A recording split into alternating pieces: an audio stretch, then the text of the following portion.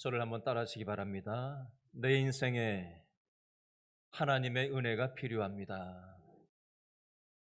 아멘. 우리 옆 사람에게도 얘기해 주시겠어요? 우리들에게 하나님의 은혜가 꼭 필요합니다. 오늘 참 잘 오셨습니다. 손을 이렇게 드시고 앞뒤 좌우에 돌아보시면서 환영합니다. 반갑습니다. 참 잘 오셨습니다. 얘기해 주세요. 여러분, 전화위복이라는 표현 들어보셨죠? 전화위복 무슨 뜻이죠? 어려운 일을 만났는데 나중에 보니까 오히려 더 잘 되는 경우를 전화위복이라는 표현을 사용해서 설명을 합니다. 예를 들면 이런 거죠. 요즘 감기에 걸리신 분들이 참 많이 계신데 이게 빨리 낫지를 않고 감기 걸린 지 2주, 3주, 4주가 지났는데도 낫지를 않아요. 이런 분들이 참 많더라고요, 요즘. 감기에 걸려서 안 되겠어서 주사 한 방을 맞아야 되겠다 하고는 병원을 찾는 경우가 있잖아요. 근데 병원에 가서 진찰을 하다 보니까 이게 조금 뭐가 미심쩍은 게 보이는 거죠. 그래서 사진을 한번 찍어보자 이렇게 된 거예요. 그래서 이것도 찍어보고 저것도 검사를 해보고 하던 중에 미처 생각하지 못했던 병을 발견을 하고는 그걸 잘 때를 안 놓치고 치료해서 또 건강히 하게 된, 감기에 걸리지 않고 만약에 병원에 가지 않았다면은 나중에 병을 키워서 큰일 나게 됐을 텐데 감기 때문에 고생을 했지만 그것이 결과적으로는 오히려 건강하게 되는 그런 결과가 오게 된 이런 분들이 의외로 많아요. 이걸 전화위복이라고 설명할 수도 있겠습니다. 오늘 성경 본문에도 보니까 비슷한 전화위복에 대한 상황이 나와요. 열왕기하 5장 1절 말씀을 우리가 보면요, 나만 장군이라고 하는 사람이 나옵니다. 이 사람이 어떤 병에 걸렸다고 나와 있죠? 5장 1절 넷째 줄에 보니까 나병 환자더라 이렇게 돼 있죠. 과거에는 나병이라고 불렀고 요즘은 한센병이라고 부릅니다. 우리나라에도 나병 하면은 딱 떠오르는 섬이 하나 있죠. 전라남도 고흥군에 가면은 소록도라고 하는 섬이 있어요. 옛날 한참 이곳에 나병 환자가 많이 있었을 때는 한 10,000명 가까이 나병 환자가 이곳에 모여서 지냈다고 하고요. 요즘에도 한 300여 명 정도가 남아 있다라고 합니다. 최근 통계입니다. 전 세계적인 나병 환자의 통계를 살펴보니까 2020년, 지금으로부터 5년 전 기준인데요. 나병 환자가 발병된 게 전 세계적으로 13만 건 발병이 됐다고 하고요. 이 중에서 73%가 인도, 브라질, 인도네시아 이런 나라들에서 13만 건 중에 한 73%가 이 세 나라에 집중이 됐다고 하고, 이 세 나라를 갔다 온 미국 사람들이 159건이 미국에서도 2020년에 발견이 됐다라고 합니다. 요즘이야 약이 많이 좋아졌고 의술이 발달됐기 때문에 우리나라 같은 경우는 한센병 걸린다고 하더라도 크게 걱정할 상황은 아니죠. 그런데 오늘 우리가 읽은 열왕기하에 나오는 이 시대 배경은 오늘날로부터 벌써 몇 천 년 전 얘기란 말이에요. 그러니까 약도 변변치 않고 의술도 발달되지 않은 시절에 나병이 걸렸으니 하늘에 내린 벌이라 해서 천형이라고 부르던 그런 시절이란 말이에요. 사람들이 가까이 하지 않으려고 했고 절대 고칠 수 없는 병이라고 인식하고 있던 그런 시절에 이 나아만이라는 사람이 나병에 걸린 그런 상황이라는 겁니다. 그러니 마음이 얼마나 절실했겠어요. 돈도 있었고 권력도 있었고 아람이라는 나라의 2인자이니까 그냥 아람의 온 나라를 샅샅이 뒤져서 누가 명이라고 하면은 다 찾아가서 검진받고 어떻게 좀 고쳐달라고 그렇게 하지 않았을까요? 그런데도 아무도 해결해 주지 못하는 그 절박한 그런 상황 속에서 어찌할까 고민하다가 이 사람이 나만 장군이 병을 고치게 되고 그 병 때문에 북이스라엘을 갔다가 엘리사 선지자를 만나게 되고 병 고치는 과정에서 이건 의술로 고친 게 아니라 하늘이 고쳐준 거고 하나님이 고쳐준 거라는 걸 깨닫고 이것이 나병이 전화위복이 되어서 오히려 하나님을 만나는 계기가 되었다라는 겁니다. 여러분, 저와 여러분도 오늘 이 예배당에 나와서 예배드리고 있지만 저와 여러분들 중에서도 이런 전화위복을 경험하고 이 어려움을 통해서 하나님을 만나게 된 분들이 참 많이 있으셔요. 어떤 성도들은 죽을 병에 걸려서 병원에서 시한부 선고를 받았는데 하나님께 기도하고 또 하나님을 의지하면서 하나님께서 병을 고쳐주셔서 그것이 계기가 되어서 길신교에 나오신 분도 계시더라고요. 어떤 분은 자녀 문제 때문에 답이 없었는데 하나님을 믿게 되고 의지하게 되면서 신앙생활을 갖게 되신 분도 있더라고요. 어떤 분들은 인간관계 문제 때문에 너무 고통스러운 시간을 보냈는데요. 그 시간 때문에 인간관계 어려움 때문에 세상에 믿을 사람이 아무도 없구나.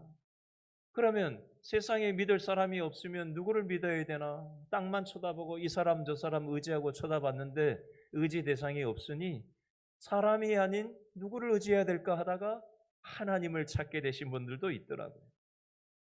재정적인 문제로 어려운 일을 만났는데 그 어려운 재정 문제를 통해서 그것이 계기가 되어 하나님을 믿게 되신 우리 길신교회 성도분도 계시더라고요. 저는 이 말씀을 정리하면서 이런 용어를 한번 생각을 해봤어요. 저를 한번 따라하시죠. 영적 전화위복. 믿음의 전화위복. 우리의 삶에 이런저런 어려운 문제가 오히려 계기가 되어서 그것을 통해서 우리가 하나님을 믿게 된 영적 전화위복의 계기가 되는 분들이 있더라는 겁니다. 오늘 성경 말씀에 나만이 그 장본인이고 우리도 여러분들이 그런 경험들을 하셨어요.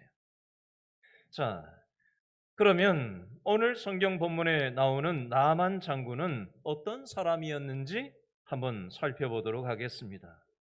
나만 장군은 모든 것을 다 갖춘 사람처럼 보였습니다. 참 이 나만 장군처럼 나도 한번 살아봤으면 좋겠다 싶은 생각을 갖게 할 만큼 나만 장군은 모든 조건을, 좋은 조건을 두루두루 다 갖춘 사람처럼 보입니다. 자, 우리 열왕기하 5장 1절 말씀을 한 번 더 읽어볼까요? 여기 보면 나만 장군의 양력, 프로필이 소개되어져 있는데, 자, 열왕기하 5장 1절 한 번 더 읽죠. 시작. 어느 왕? 아람 왕의 직업은요?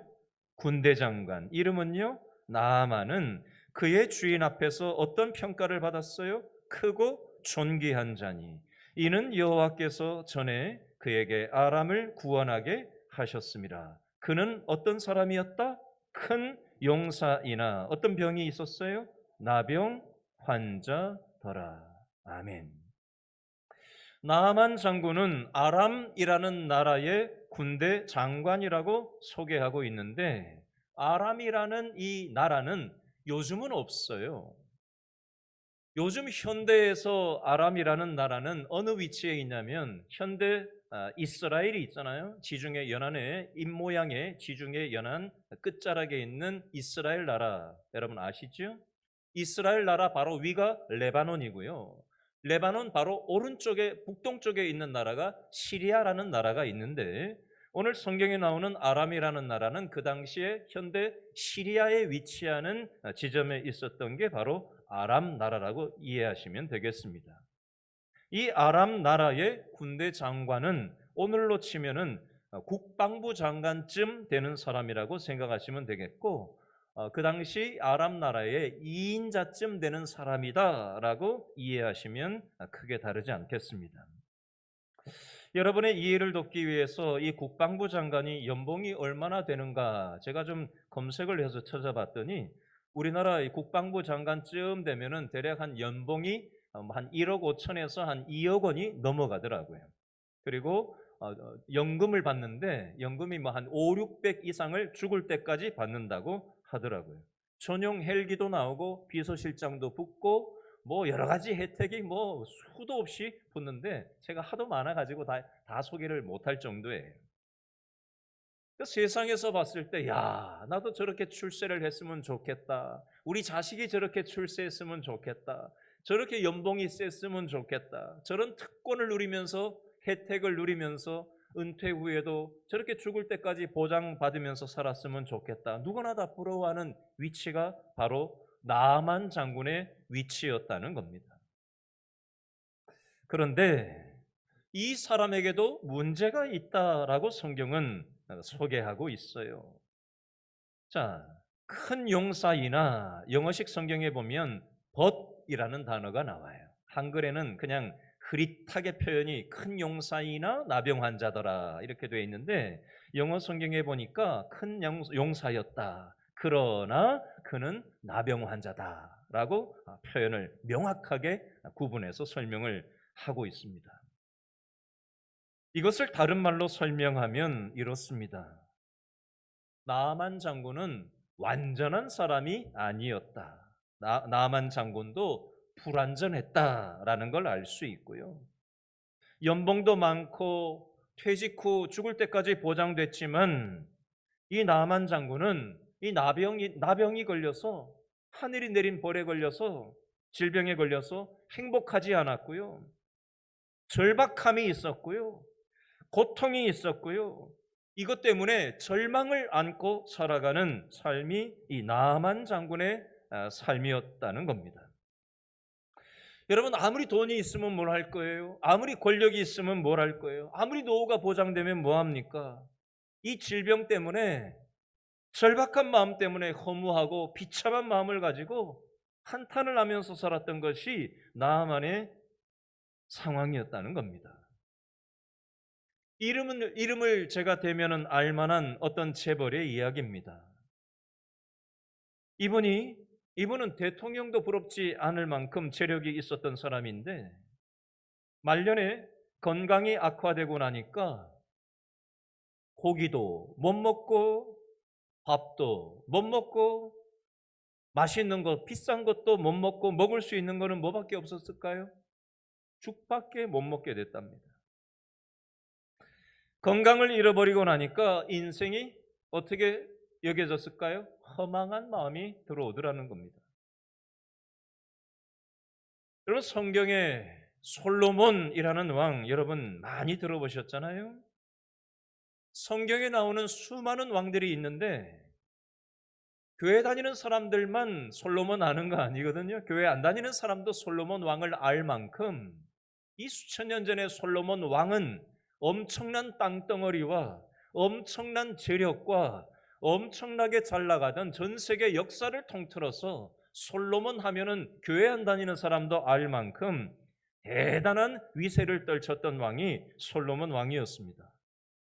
그런데 이 솔로몬 왕이 전도서 1장 2절에 보니까 이렇게 표현합니다. 헛되고 헛되며 헛되고 헛되니 모든 것이 어떻다? 헛되도다. 몇 번이에요? 5번. 헛되고 헛되며 헛되고 헛되니 모든 것이 헛되도다. 성경 구절 하나에다가 5번이나 헛되다고 반복 강조하고 있습니다. 여러분, 사람이 무슨 말을 자꾸 똑같은 걸 반복하는 걸 보면 그 사람 생각 안에 있는 게 툭 튀어나오는 거예요. 그렇죠?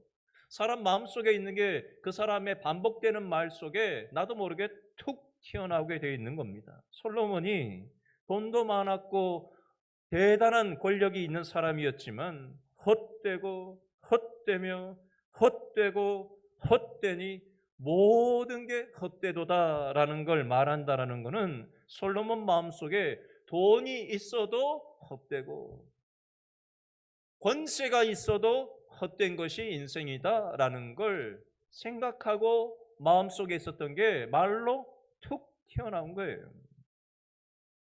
야고보서 4장 14절 말씀해 보니까 인생을 무엇에다 비유하냐? 내일 일을 너희가 알지 못하는도다. 너희 생명이 무엇이뇨? 너희는 잠깐 보이다가 없어지는 뭐다? 안개니라. 안개가 자욱하게 끼어서 앞이 한 개도 안 보일 때가 있는데, 그렇죠? 그런데 또 금방 또 안개가 어디로 갔는지 싹 거쳐버리고 또 밝게 보일 때가 있잖아요. 우리 인생이 한 치 앞도 내다볼 수 없음을 안개라는 이 비유를 통해서 우리 인생을 비유적으로 설명을 하는 것입니다. 수년 전에 우리나라에 태풍이 대단하게 왔던 적이 있었어요. 그때 제가 여기 한영고등학교, 강동고등학교 그 뒷산을 제가 아침에 새벽 예배를 마치고 등산을 했던 적이 있었어요. 태풍이 몰아닥치고 나니까 큰 나무가 어떻게 돼 있었을까요? 나무가 뿌리째 뽑혀가지고 나뒹굴고 있더라고요. 여기저기 막 나무가 막 깨지고 그냥 반이 뚝 잘려 있고 나무 뿌리가 그냥 완전히 드러나서 그냥 길을 가로막고 있고 이런 나무들이 많이 있더라고요. 여러분, 사람은 하나님 의존적인 존재예요.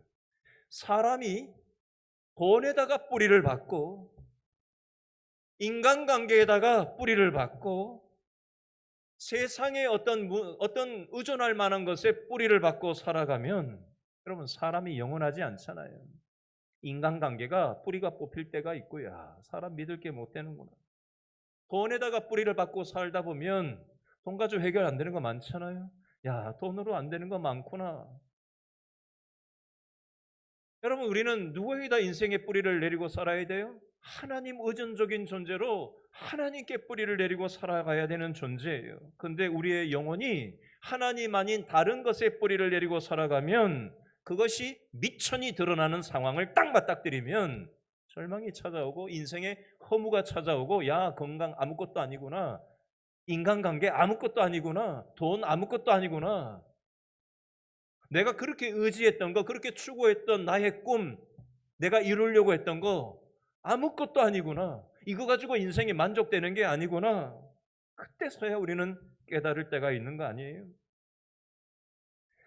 여러분, 나아만 장군은 세상적으로 보면은 참 많은 것들을 이루었던 사람이었습니다. 그런데 나병에 걸리고 나니까, 야, 인생이 아무것도 아니구나, 이렇게 된 거죠. 그래서 병 고치는 문제가 나아만 장군에게는 아주 절실했어요. 이 나병만 좀 고칠 수 있다면, 이렇게 생각을 한 거죠. 자, 이때 명의를 찾아가고 별 사람을 다 찾아봐도 이 나병을 고칠 수 없어서 허망한 상태로 뭐라도 붙잡고 싶어하는 그 나아만 장군의 마음속에 귀가 솔깃한 소리가 들리는 거예요. 자기 부인이 한날은 열왕기하 5장 2절에 보니까 부인이 자기 집에 일하는 북이스라엘에서 전쟁통에 포로로 붙들어온 여자아이가, 이름도 모르는 여자 어린 소녀 아이 하나가 우리 북이스라엘 수도인 사마리아에 가면 엘리사 선지자가 있는데 우리 주인 나아만 장군이 엘리사 선지자를 이스라엘에 가서 만나면은 저 병을 고칠 수 있을 텐데요 라고 나아만 부인한테 얘기를 한 거예요. 그랬더니 나아만 부인이 자기 남편 나아만 장군한테 이 얘기를 한 거예요. 열왕기하 5장 4절 말씀해 보니까 나아만이 들어가서 그의 주인께 아뢰어 이르되 이스라엘 땅에서 온 소녀의 무엇이? 말이. 누구의 말이라고 되어 있어요? 이스라엘 땅에서 온 소녀의 말. 이름도 없어요. 소녀의 이름도 안 써놨어요. 이름 모를 한 우리 집에 일하는 여자아이의 말을 들으니까, 왕이시여, 북이스라엘에 내가 가면은 병 낫게 해주는 사람이 엘리사 선지자라는 사람이 있다는데 내가 거길 좀 가면 안 되겠냐고, 좀 공문을 하나 작성해 달라고 아람 왕한테 찾아가서 나아만 장군이 얘기를 하는 거죠. 그랬더니 열왕기하 5장 5절, 5장 6절에 보니까 아람 왕이 공문을 하나 써줘요. 그래서 그 공문을 들고 5장 6절에 보니까 북이스라엘의 왕한테 이 공문을 나아만 장군이 수행 비서들을 거느리고 이제 국경을 건너서 북이스라엘 수도인 사마리아에 간 거죠. 그랬더니 이 북이스라엘의 왕이, 아니 내가 하나님이냐, 내가 나병을 어떻게 고치라고 공문을 보내서 병을 고쳐내라고 하느냐. 그래서 지금 당황해가지고 이거 뭐 틈을 봐서 빌미를 씌워가지고 우리를 공격하려고 하는 게 아니냐 하면서 어떻게 할 줄 모르고 있는 장면이 5장 6절, 5장 7절 말씀이 그 내용이에요. 이 소문을 하나님의 사람인 엘리사가 5장 8절에 엘리사 선지자가 듣게 되죠. 그래서 엘리사 선지자가 북이스라엘의 왕한테 나한테 그 사람 나아만 장군을 보내라고 얘기하는 장면이 나와요. 그래서 나아만 장군이 자기 수행원들을 거느리고 이제 엘리사 선지자를 찾아가서 만나는 장면이 5장 8절, 5장 9절, 5장 10절 이어서 나오는 겁니다. 찾아갔는데 나아만 장군이 찾아갔는데 나아만 장군의 생각에는 내가 아람 왕의 2인자인데 이 수행원들을 거느리고 공문을 들고 이스라엘에 왔고 그 왕이 소개해가지고 엘리사 선지자를 지금 만나러 왔다면 엘리사 선지자가 버선발로 쫓아나와가지고 나아만 장군이시여 하고 바로 그냥 어떻게 얼굴을 보고 지극정성으로 병을 고쳐주려고 달려들 줄 알았는데 그렇게 하지 않고 사람을 하나 보내서 얼굴도 안 마주치고 5장 10절에 보니까 어떻게 얘기를 하죠? 요단강에 가서 몸을 7번 씻으라는 얘기를 하는 거예요. 그러면 깨끗하게 낫겠다라고 얘기를 전한 겁니다. 그랬더니 열왕기하 5장 11절에 나만 장군이 어떻게 반응을 하죠? 성질을 냅니다.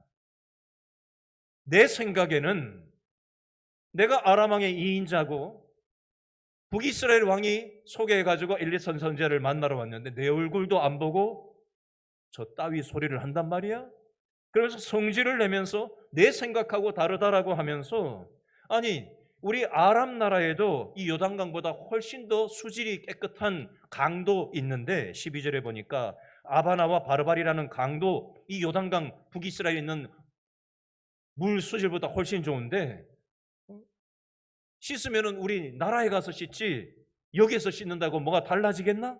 라고 생각하면서 12절 넷째 줄에 보니까 분노해가지고 자기 나라로 돌아가려고 아람 나라로 돌아가려고 떠나려고 이제 채비를 하는 장면이 12절까지 내용이에요. 그랬더니 13절에 수행원들 그의 종들 나아만 장군의 종들이 어떻게 하죠? 13절 그의 종들이 나와서 뭘 했다고 돼 있어요? 말하여 이르되 제가 강조하는 단어를 잘 생각하세요. 5장 4절에는 이스라엘 땅에서 온 소녀의 말이라는 표현이 나오고 5장 13절은 수행원 그의 종들이 나와서 말하여 이르되 라는 표현이 나오고요. 5장 14절에 보니까 나아만 장군이 이에 내려가서 하나님 사람의 무엇? 말대로 했다라는 장면이 나옵니다. 나아만 장군은 절박했어요. 절박하니까 뭐라도 붙잡고 싶은 거예요. 그랬더니 이름 모를 자기 집에서 일하고 있는 그 소녀의 말을 듣고 다른 나라까지 지금 온 거란 말이에요.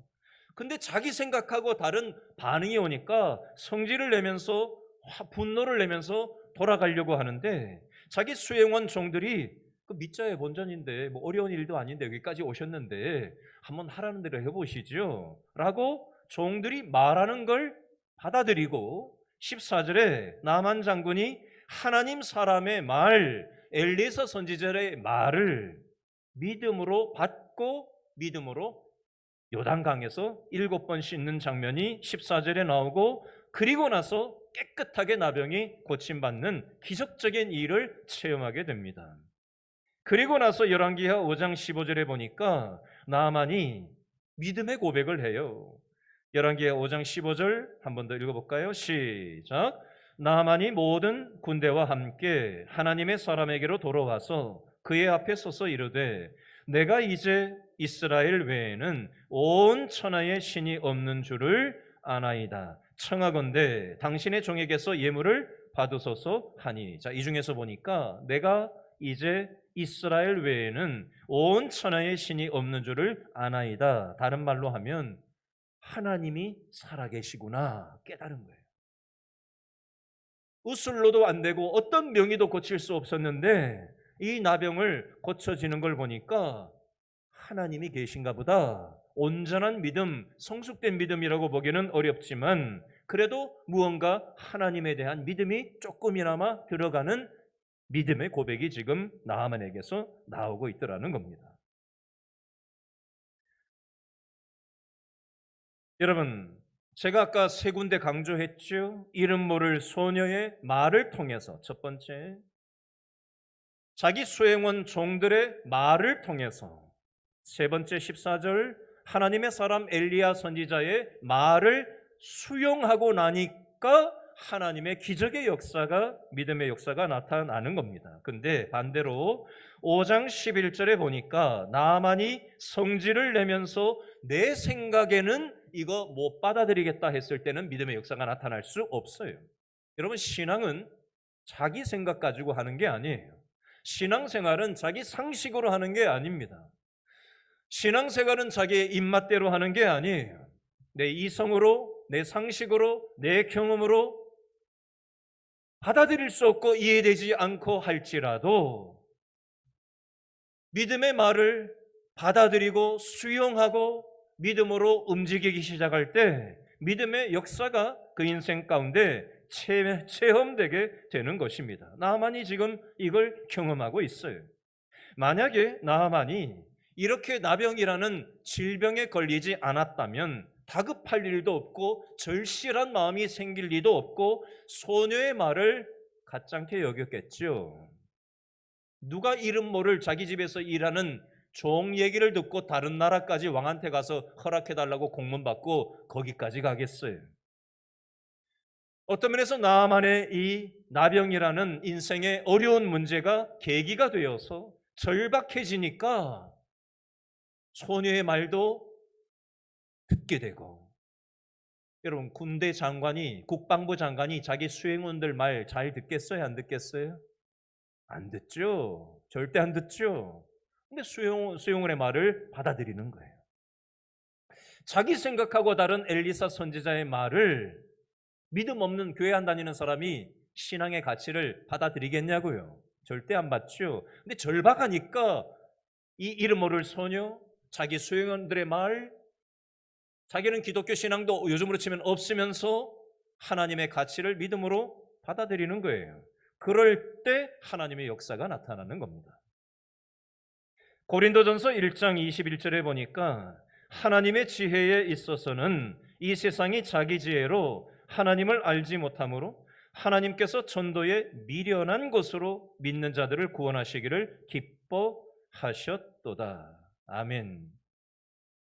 세상 사람들이 생각했을 때는 교회 다니는 사람들이 참 미련해 보여요. 교회 다니면 돈이 나오나 뭐가 나오나, 응? 저렇게 미련하게 교회를 다닌다고 우리 주변에서 얘기하시는 분들이 있을 겁니다. 제가 말씀을 맺으면서 예를 하나 드리고 오늘 말씀을 맺도록 하겠습니다. 우리 교회에서는 주차 공간이 많이 부족해요. 그래서 제가 이 동네를 다니면서 주차 공간을 좀 확충할 만한 어디 장소가 없을까 제가 이렇게 관심을 가지고 이렇게 지켜보고 또 타진을 해보기도 하고 이제 그렇게 하고 있는데요. 최근에 저에게 눈에 들어오는 장소가 하나 있었어요. 어디냐면 우리 교회 문에서 딱 나가서 여기 이렇게 딱 커브 틀면 남도전기라고 하는 올바른 서울병원 바로 맞은편에 남도전기라고 하는 리모델링한 건물이 최근에 올라갔죠. 그 바로 옆에 조개집 음식점이 있어요. 보셨죠? 그 바로 옆에 보면 블랙박스 장착하는 집이 하나 있고요. 그 옆에는 우리 술이라고 하는 빌딩 전체가 우리 술 빌딩으로 아예 돼 있고 조개집부터 그 전체 건물 전체가 우리 술 빌딩으로 돼 있어요. 그래서 우리 술이라고 써 있는 그 집에 제가 갔었어요. 왜냐하면 주차 공간이 주일날 보니까 많이 비어 있더라고요. 이걸 좀 어떻게 돈을 좀 드리고 쓸 수 없을까 해서 그거 상의하려고 지난 목요일 날 목요 전도대 마치고 잠깐 들렀었어요. 그래서 제가 가서 혹시 돈을 좀 드리고 주차 공간을 좀 쓸 수 있을까요? 라고 질문을 했어요. 어디서 왔냐요? 저기 옆에 교회에서 왔다고 하니까 어디냐요? 근데 지금 여기 건물에 가렸어지 여기서는 하나도 안 보인다고 그렇게 얘기했더니 아 그러냐고 명함을 한번 줘보래요. 명함 없다고 그랬더니 전화번호라도 달라고. 아 요건 좀 이따 한 얘기군요. 뭐 몇 마디를 이렇게 했어요. 그래서 "돈을 좀 드리고 주일날 비어 있던데 좀 쓰면 안 되겠냐?"라고 제가 여러 이렇게 좀 몇 마디를 했더니 이분이 이렇게 얘기해요. "뭐 돈을 받긴 뭘 받아요. 그냥 쓰세요." 이러는 거예요. 거기 쓰면 뭐 교인들이 뭐 거기를 뭐 이용을 하겠어요? 술 파는 데인데. 자기들한테 이익이 없단 말이에요. 그죠? 아무 이해관계가 없단 말이에요. 오히려 더 불편해지잖아요. 돈을 받는 것도 아니고 가서 뭐 이용해 줄 것도 아니고.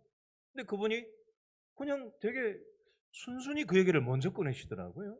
"어? 뭐지? 혹시 교회 다니세요?" 제가 이렇게 질문을 했어요. "아니요." 그러십니다. 그러면서 한마디를 더 덧붙이는데 어렸을 때 교회 다녔던 적이 있어요. 그런데 요즘 교회가 점점점 이렇게 하더라고요. 교회가 이제 마음에 안 든다는 거죠. 교회가 세상에 대해서 대한 자기의 인식이 교회에 대해서 별로 마음에 안 든다는 얘기를 하더라고요. 근데 어쨌든 그분이 돈도 안 받고 쓰라고 그렇게 얘기를 해서 제가 그걸 이렇게 겪으면서 제가 사장님 명함 하나 달라 그랬어요. 박명기 씨라고 돼 있더라고요. 문화사업단장이라고 돼 있어요. 매니저라고 돼 있고. 제가 마음속에 지난 금요 영성 집회 때도 이분에 대해서 기도해 달라고 할 뿐만이 아니라 이분만이 아니라 어렸을 때 교회 다니다가 요즘 이 또 다른 박명기 씨들이 지금 우리나라에 우리 주변에 굉장히 많이 있지 않습니까? 교회를 떠나서 신앙생활을 하지 않는 우리 주위의 직장 동료들 또 가족들 많이 있지 않아요?